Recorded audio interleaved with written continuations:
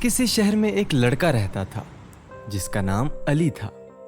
علی ایک لابالی قسم کا نوجوان تھا اور اس کا پڑھائی میں بالکل بھی دل نہیں لگتا تھا۔ اس کا خیال تھا کہ پڑھنا ایک فضول کام ہے۔ علی کا دل ہر وقت کھیل کود، پتنگ بازی اور موبائل پر لگا رہتا۔ اسے جانور پالنے کا بھی بہت شوق تھا۔ وہ اکثر سوچتا کہ جانور انسانوں سے تو بہتر ہیں جو پڑھتے بھی نہیں۔ علی کے ماں باپ اسے ہر وقت پڑھنے کی تلقین کرتے، لیکن علی پر کوئی اثر نہ ہوتا۔ جوں توں کر کے علی نے میٹرک تو کر لیا، لیکن آگے پڑھنے کا اس کا کوئی ارادہ نہیں تھا۔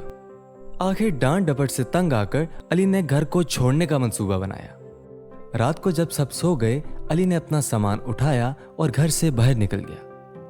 لیکن جلد ہی اسے احساس ہوا کہ گھر چھوڑ کر اس نے بہت بڑی غلطی کی ہے۔ سخت سردی میں اسے اپنا گرم بستر یاد آیا، لیکن اب بہت دیر ہو چکی تھی۔ علی نے سوچنا شروع کیا کہ رات کہاں بسر کی جائے۔ آخر اس نے دربار جا کر رات گزارنے کا فیصلہ کیا۔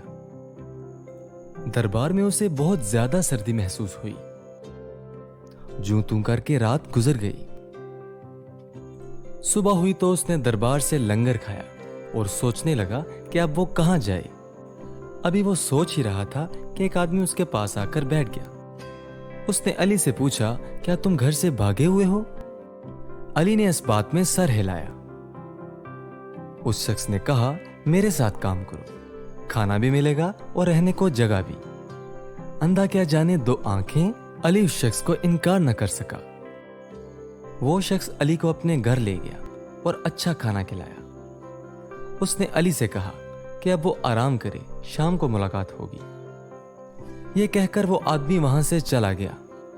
علی کو اپنی قسمت پر ناز آ رہا تھا۔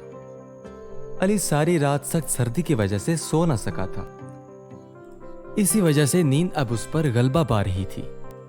وہ سیدھا بستر کی طرف لپکا اور لیٹ گیا۔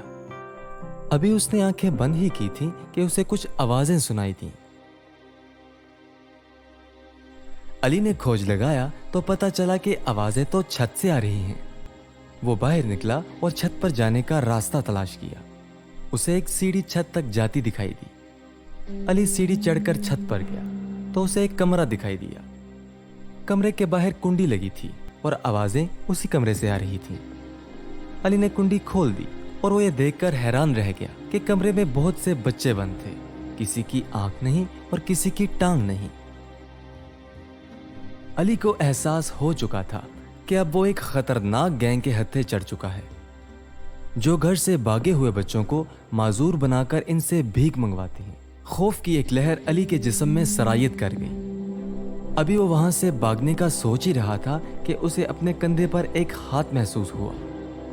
وہ شخص واپس آ چکا تھا۔ اس نے علی کو بھی اس کمرے میں بند کر دیا۔ علی بہت ڈر رہا تھا۔ وہ معذور نہیں ہونا چاہتا تھا۔ وہ گھر چھوڑ کر اب پچھتا رہا تھا۔ اس نے دل ہی دل میں سچی توبہ کی کہ کسی طرح اس گروہ کے چنگل سے آزادی مل جائے تو وہ سیدھا اپنے گھر جائے گا۔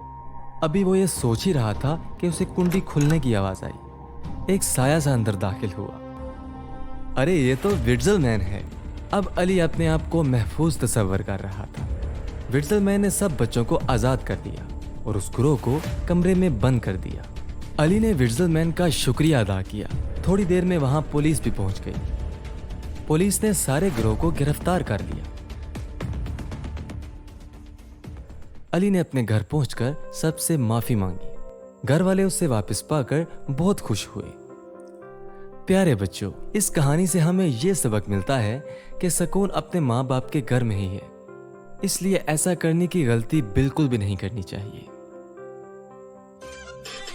Subscribe now and press the bell icon. Never miss an update.